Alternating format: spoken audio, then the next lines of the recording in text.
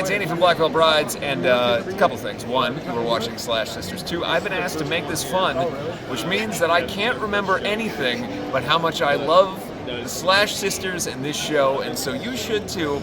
It's the only thoughts in my head. Hopefully it's the only thoughts in your head. What is up, everyone? I'm Slash Sister Hallie, and today we are jumping back into franchise territory with something that's a little bit out there. Yes, and I'm Slash Sister Jen, and this time we are reviewing Final Destination 4, also known as The Final Destination, from 2009. And even though it definitely was not the final one, we got two more after this. With a third one in the works. Yeah. Right now. Yep. This installment kicks things off with a massive racetrack disaster and spirals into the usual string of creative, wild, and absolutely over-the-top brutal deaths. Yes, over the top is definitely the best way to put it. It amps up the absurdity. The CG. Yes, way too much CG. But, I mean, okay, I will give this one and only caveat that it was in 3D. So they had to use a lot of CG. Not that you have to use CG for 3D. I mean, clearly they did it in the 80s without computer animation. So here we are. But yeah, it's definitely maybe one of those I'm just not going to leave my house today type of movies. Like, maybe just stay home and don't do anything that could get you killed. I mean, you leave your house, you risk dying no matter what you do. Before we get tangled up in Fate's very aggressive design, make sure you slash that subscribe button, stab that like button, and ring that grave bell so you can stay up to date on everything we are doing right here and give you our weekly reviews. Mm-hmm. So let's take a deep breath, avoid the NASCAR stadiums, escalators, and pretty much everything else. It is time to dissect Final Destination 4. Yeah, let's crash right on in. College student Nick O'Bannon watches the auto race, NASCAR race of some sort. It's stock car. I think it's supposed to be like NASCAR, but they couldn't say NASCAR for legal reasons or whatever. Right. With his girlfriend Lori and their friends Hunt and Janet at the McKinley Speedway for their semester break. Yes, we are going to have McKinley in every single film, right? Yeah, I think so, yeah. I haven't seen Bloodlines yet, so I wouldn't know. Nick has a premonition, just like every film starts out, of a racetrack accident, which is pretty fucking brutal. Debris flies into like an oil can gets spilled and then causes an accident. Oil can gets spilled, a screwdriver gets left in one of the stock cars that flies out, ruptures a tire, causes massive accidents with tires, explosions. The stadium itself is crumbling. It's mass hysteria. Yes. And actually, isn't this one of the biggest opening number of deaths for a Final Destination movie? I think it might be. Because of all the people that die in the grandstands. So he has this premonition that the grandstands get completely destroyed by this massive accident. The disaster kills him, his friends, and several spectators. He panics, but of course, this is the formula for this type of show. Causes a fight that forces him and his friends to leave, along with... A fight? No way. Couldn't be. Not in this franchise. Never. Along with a white supremacist neo-Nazi tow truck driver, Carter Daniels. Carter, you dick! Another Carter in this franchise? We couldn't be a little bit more creative? Oh, no. Fuck no. Mother, Samantha Lane. Mechanic Andy Dweezer. And his girlfriend, Nadia Monrov. And security guard, George Lanter. Do you know who the security guard is? Do you know what my name is? She didn't know. Okay, well, she might not have known, but as a woman who has heard Jenny a million times in my life, and I've rolled my eyes every single fucking time, Yeah, I knew it was Bubba. I knew it was Bubba the second that I saw him. And then, after everything, and as soon as you hear his voice, I was like, there's the voice. Mm-hmm. I know him. I'll never forget him. Yes, it's Bubba from Forrest Gump, in case y'all weren't catching on to my drift there. Or McKettle Williams, yes. I think is his name. Yeah. The disaster occurs, causing a stray wheel to fly out of the stadium and decapitate Nadia. Just like she was in the original Premonition, actually. Like, she got hit in the head by a tire then. Tire came flying out of the stadium on this one and took her head off. Hey, you can't escape death. You sure can't. The following night, while attempting to burn a cross into George's lawn, Carter, you dick, he shows up to Bubba's house, and tries to burn a cross in his front yard, and of course, a series of unfortunate events causes him to be dragged by the towing chain on the tow truck and burned alive, caused by the friction of the chain igniting a gas leak from his tow truck. So, yeah. Quite a fun little death there. Mechanics know better to use metal that would create sparks. Yeah, well, and this guy's a fucking jackass and deserves... Oh, no, I'm not saying he didn't deserve it, but not plausible. Yes. Is all I'm saying. In fact, a lot of these deaths are not plausible. I mean... Let's be real serious. A lot of the deaths in the whole franchise are really not plausible. They're fun. They're creative. They're convoluted. Yes. The next day, Samantha is killed by a rock lodged in the exhaust pipe. It was not lodged in the exhaust pipe. I don't know who wrote that, but that is wrong. It was her. It was thrown by her little shits of sons and the guy that was mowing the park across the street. I don't ran give a over shit. it. Her little sons can be shits. She tried to stick, and she made them stick fucking tampons in their ears, for one thing. For another thing, this bitch deserves everything that she got, too, because who walks into a fucking salon 5 minutes before close and expects to get their hair frosted, processed, cut, pedicure, all of that shit? Fuck this bitch. I work in the service industry. I'm not saying she doesn't deserve it. Most of these people actually deserve the shit that they got coming to them. Absolutely. But it was not lodged in the exhaust pipe. It was flung out of underneath the mowing deck. The lawnmower, yeah. And right in the eye. Right after she delivers the line, "I have my eye on you." Yeah. I mean, they're trying real hard. Yeah. Real hard. After researching similar disasters parallel to the speedways, Nick is convinced that ever since they survived, thanks to his premonition, death is killing them in the order that they would have died in the speedway disaster. Where have we seen this before? In every Final Destination movie before. Oh, okay. Okay. Remember, you can go back and watch those reviews. We'll pin them right here. Yeah. Go back and watch them all. With George's permission, Nick and Lori, so actually not really with George's permission, they show up at the speedway, and then George is like, what are you guys doing here? But I want to show you something, essentially. But George takes Nick and Lori to view the surveillance footage of the disaster and try to identify who the next victim is going to be. Seeing that Andy is next, they warn him, but a carbon dioxide tank suddenly launches him into a metal grid fence. So Andy is a mechanic. He's the one whose girlfriend's head got taken off by a tire. So they go to the shop and try to warn him, and he's like, dude, I'm fine. Everything's fine. I don't know what you're talking about, blah, blah, blah, blah, blah. I work around dangerous equipment all day, every day. Yep. And he gets thrown into, I mean, this is another completely implausible death. Makes no sense. But what makes me mad is that this is very CG, and they actually did it practically on set. I saw behind the scenes photos from it, and they actually did. There's a lot of stuff that they did practically, but likely had to gloss it over for the fucking 3D effect of this film that was not needed so nor bad. wanted. It really looks awful. Let's face it, the acting in this is shit. Oh, yeah. I mean, really, I think the only decent actor is the security guard.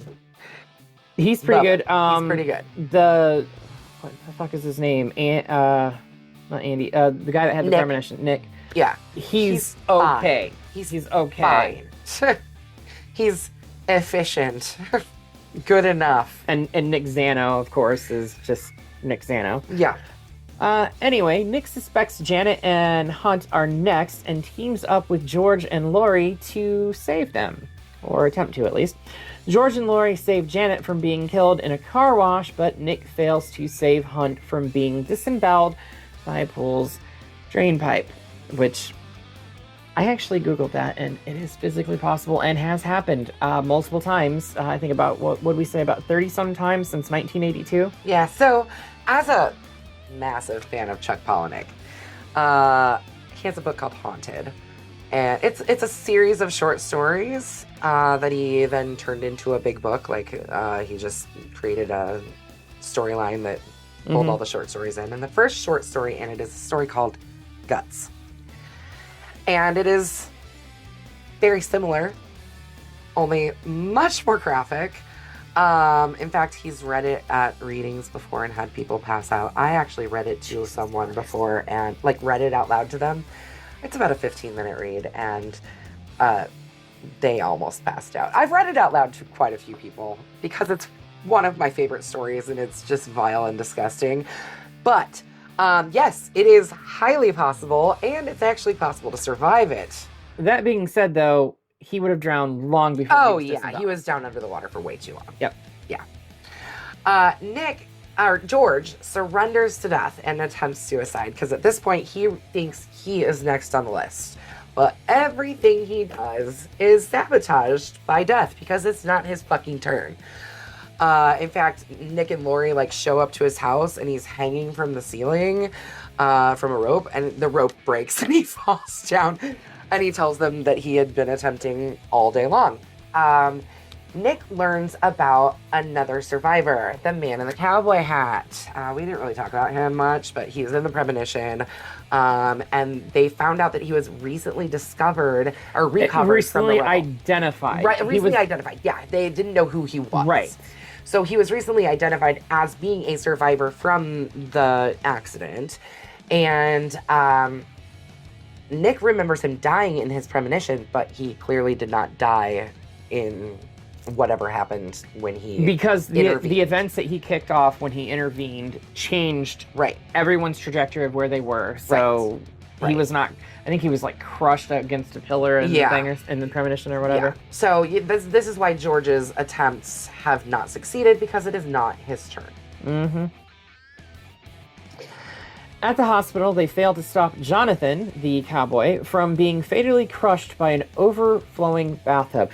Let me say something about this scene right here. That could fucking possibly nurse never happen. But that fucking nurse had the tub full where the water was that high from the fucking lip of the tub, and he walked away. Yeah. I'll be right back. Famous last words. Never say you'll be right back. See you in the kitchen with a knife. Anyways, but also, no possible way in hell would a bath that size not have super reinforced floors underneath. It would not be on a floor above a patient's bed. That too. And I'm sorry, but there's that much gap underneath a hospital room door, and it would have floated. The water pulled up to about 1.5 feet, 2 feet, and nobody fucking noticed. Come on, you Get guys. Fucked. This movie's trash. But anyway, so the bathtub falls and crushes Jonathan. They exit where a speeding ambulance van kills George. Nick suspects Lori and Janet are in danger and rushes to the shopping mall where they are watching a movie in 3D. Love lays dying. Because we had to. We had to incorporate 3D into the 3D movie, right? No. No. Lori also sees omens, very similar things to what Nick saw on Premonition Day, but fails to convince Janet to leave. And Janet is then killed by projectiles that are launched from the screen after the room behind the screen explodes. I don't know if you guys have ever been in a movie theater, behind things. Those screens are against a wall, almost always. Yeah, well, it was the next room behind it. With a lot of ether and flammable shit. Sure, Jan. Mm. Anyways, so yeah, she is engulfed in the explosion engulfs the entire mall, and when Lori and Nick try to leave, Lori is sucked into the gears of an escalator. Nick realizes that everything after Jonathan's death was another premonition. Another premonition? What kind of movie is this? The convoluted, fucked up one. He fails to save George, but succeeds in preventing the mall explosion through a very convoluted, over-the-top series of events where he gets his arm nailed to a fucking wall, and yeah. 2 weeks later, Nick, Lori, and Janet reunite at a cafe. Nick suspects that they never changed anything and that Death has planned to meet them at the cafe at the right time. To be fair, there was like etching into the table that they were sitting at. I think the first time they sat there, it said like "it's coming" or something like that, and it was crossed off. And then underneath it, this time, it was like I think it was like something like "it's here" or some shit like that. So, before the three can react, though, a truck swerves to avoid a falling scaffold and crashes into the cafe, killing them. And that's our story. I do like the like X-ray blow up of like how they were crushed to death and everything like that. Yeah, it's that's kind of fun. all in the credits, though. No, You know what I mean? Like, I'm not saying okay, it's not. So positives about this movie: cool credits. Yeah, the opening credits were pretty fun too because it paid homage to like a lot of the deaths throughout the series up until this point. Agreed. I did like that. Something else I can say positive about this movie: it's only an hour and 21 minutes. 80 minutes. That 80-minute That mark. said, this is a straight up bloody machete down from Sister Jen. 2 Yeah, this movie's trash. It's bad. to the ground. And I'm glad that it was only an hour and 21 minutes. Like, whew. I'm glad that we got another one after this to redeem the franchise. And Because actually if this it was does. supposed to be the Final final destination. it was a shit way to go. Yeah, it really was. Yeah, the next one, we actually have something a little bit more interesting, at least, to look forward to. Something that will perhaps tie everything together and put a pretty little bow on things. Hopefully. Hopefully. Hopefully. Well, let's get this the fuck out of here. Smack some buttons.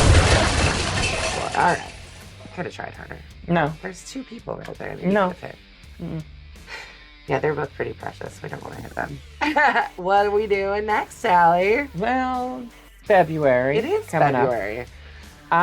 And despite what the current administration likes to say, it is Black History Month. Yes, it is. And so we're for gonna- Black History Month, we're going to give you The blackest film we have ever done. It is. It might be one of the blackest films ever made. Well, it's up there. It's up there. Come on back next week when we jump into The Blackening, you guys. Yes, please watch this. Have some giggles. There's quite a few laughs in this movie. Hallie's not very happy because she doesn't like doing comedy horror most of the time. Although, don't let it fool you because she loves Shaun of the Dead. Yeah, Just saying. I just because I love a film doesn't mean it's appropriate for the channel. All right. Fair. But you know what? We picked this together. This was not me insisting or her insisting. This was an agreed upon choice. So make sure you come back next week where we jump into The Blackening. And until next time, make sure you slash the subscribe button. Stab that like button. And ring-a-ling the great bell so you don't get buried alive. You stay up to date on all the things we're doing right here on the, as Hallie says it, tube of you. And until next time, we will see you all In the afterlife.